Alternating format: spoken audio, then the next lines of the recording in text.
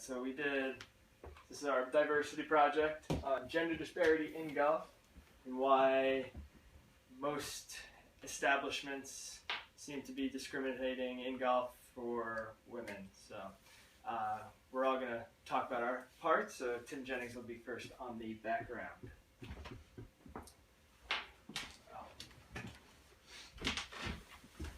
Alright, so quick little background of gender disparity in golf.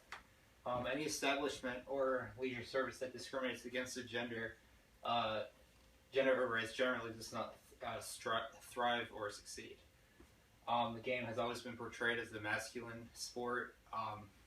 Hasn't been really popular with women, and very high-end private clubs such as Augusta National have not allowed women membership in previous years.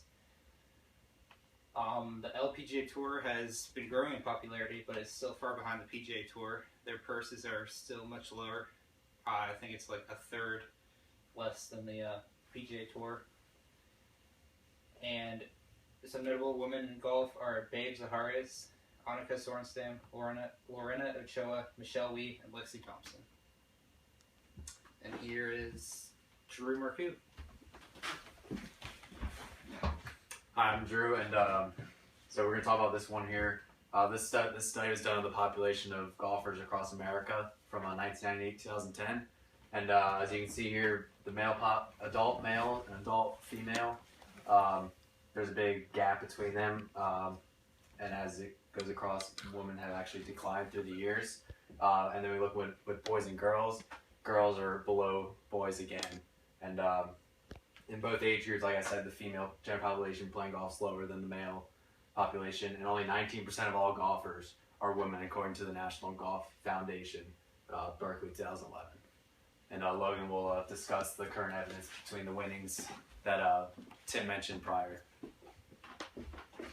Alright, so on this graph that we have right here, this is just some disparity on the winnings between the PGA Tour and the LPGA Tour. So in all these opens, the men are making over $1.5 million if they win, and then the women, the highest they only make is $800,000, and most of them only get below $500,000 for winning. So this just shows the disparity between the prize money and winnings that they get for winning one of the majors. And just on average, women, like Tim said, women are just making about 1/3 of what men make. So now we got Zach going on. Talking about some recommendations. Yeah. So we talked about some solutions and some recommendations for gender disparity in golf. And one of them we came up with, me and Ryan were talking about holding a professional event made up with both women and men, professional golfers. And this would be a charity event to create awareness that we want to get more women and gender equality in the industry, so we can make golf a better sport for everybody to play. We also wanted to spark the conversation and create a bill that says the same rules should possibly apply to both the LPGA and the PGA tours. On the LPGA, all women have to learn English, while on the PGA that's not the case.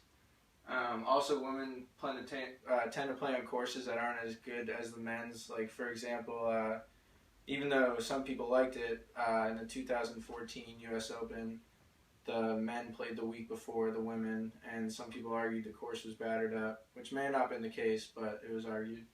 And Ryan's going to talk about one of our last solutions.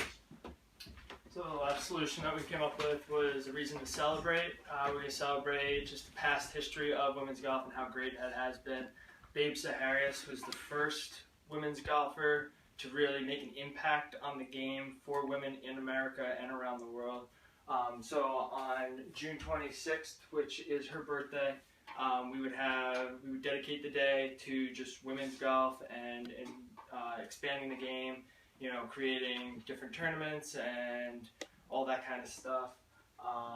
But basically our biggest goal is just to create awareness that women are treated a little lesser than men in this sport, but we don't want people to think that this is just a masculine sport. We want it to be for everybody. We don't want anybody to be afraid to join. So we want everybody to kind of just have a good time and not be afraid to join golf as their sport. So that concludes our poster.